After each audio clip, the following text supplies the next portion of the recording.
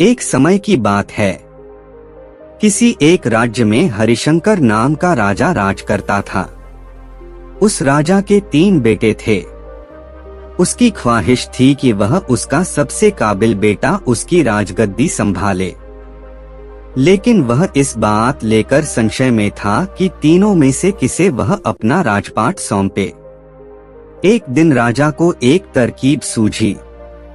उसने उसी समय अपने तीनों बेटों को बुलाया और कहा, बेटे, आज मैं तुम सबसे एक सवाल पूछता हूँ।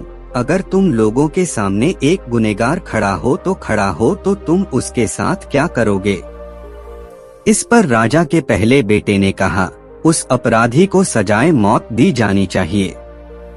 वहीं दूसरे बेटे ने कहा, गुनहगार को कालकोठरी में बांध देना चाहिए। जबकि तीसरे बेटे ने कहा, पिताजी, हमें उसे सजा देने से पहले इस बात की जांच करनी चाहिए कि उसने सही में अपराध किया है या नहीं।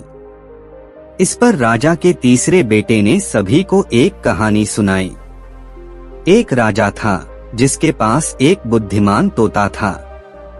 एक बार उस तोता ने महाराज से कहा, मुझे अपने माता और पिताजी के पास जाना है। राजा ने उसकी बात नहीं मानी, लेकिन तोता ने हार नहीं मानी। वह लगातार महाराज से जिद करने लगा कि मुझे माता पिता के पास जाने दें। अंत में राजा ने तोता की बात मान ली और कहा, ठीक है, तुम अपने माता पिता से मिलकर आओ, लेकिन वहां ज्यादा दिन नहीं रुकना। राजा ने तोता को केवल 5 दिन की अनुमति दी और कहा, तुम 5 दिन में अपने परिवार वालों से मिलकर लौट आना। इसके बाद तोता 5 दिन के लिए अपने माता पिता के पास चला गया। छठे दिन जब वह राजा के पास लौट रहा था तो उसने सोचा कि क्यों न वह महाराज के लिए कुछ उपहार ले लिया जाए। फिर वह पर्वत की ओर निकल पड़ा। दरअसल वह महाराज के लिए अमृत फल लेना चाहता था। वहां पहुंचते पहुंचते रात हो गई। तोता ने पर्वत पर पहुंचकर फल तो ले लिया, लेकिन रात हो जाने के कारण वह आगे नहीं बढ़ा और वहीं रुक गया।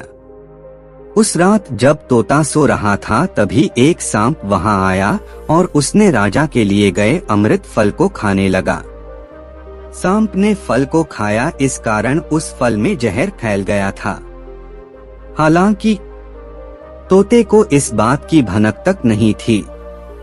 अगली सुबह जब वह जगा तो फल लेकर महल की ओर चल पड़ा। जब वह महल पहुंचा तो खुशी खुशी सीधे राजा के पास गया और कहा, महाराज, मैं आपके लिए यह अमृत फल लेकर आया हूँ। आप इसे खाएंगे तो सदा के लिए अमर हो जाएंगे। यह सुनकर राजा काफी प्रसन्न हुए। उन्होंने तुरंत उस अमृत फल को खाने के लिए मांगा। इस पर एक मंत्री ने कहा, जरा रुकिए महाराज, आप इस फल को बिना जांच किए कैसे खा सकते हैं? एक बार यह देख तो लीजिए कि तोता द्वारा लाया गया यह अमृत फल सही है या नहीं। राजा उस मंत्री की बात से सहमत हुआ और कहा कि तुरंत इस फल को एक कुत्ते को खिलाया जाए। राजा का आदेश पाकर सैनिक ने फल का एक टुकड़ा कुत्ते को खिलाया। फल खाते ही कुत्ते की मौत हो गई। यह देख राजा गुस्से से आग बबूला हो गया। उसने क्रोध में आकर तलवार से तोता के सिर को काट दिया, साथ ही फल को फेंकवा दिया। कुछ साल बाद ठीक उसी स्थान पर एक पौधा निकल आया। यह देख राजा को लगा कि यह उसी जहरीले फल का पौधा है। उसने सभी को आदेश दिया कि उस पेड़ का फल कोई नहीं खाएगा। कुछ दिन बाद एक वृद्ध व्यक्ति उस पेड़ के नीचे आराम करने के लिए रुका। उसे भूख भी काफी जोर से लगी थी। उसने उसी पेड़ से फल तोड़ा और खाने लगा। फल खाने के बाद वह बूढ़ा व्यक्ति एकदम से जवान हो गया। राज ने जब यह देखा तो वह आश्चर्यचकित रह गया। उसे समझ आ गया कि वह फल जहरीला नहीं था। उससे बहुत बड़ी गलती हो गई। उसने बिना सच्चाई जाने तोता को मार दिया। इसे लेकर उसे काफी पछतावा भी हुआ। इसके लिए वह मन ही मन खुद को कोसने लगा। इधर तीसरे राजकुमार की कहानी खत्म होने के बाद राजा हरिशंकर ने उसे ही अपना उत्तराधिकारी नियुक्त किया। इसके बाद राज्य में जश्न मनाया गया। कहानी से सीख। इस कहानी से हमें यह सीख मिलती है कि हमें कभी भी बिना जांच किए किसी को सजा नहीं देनी चाहिए।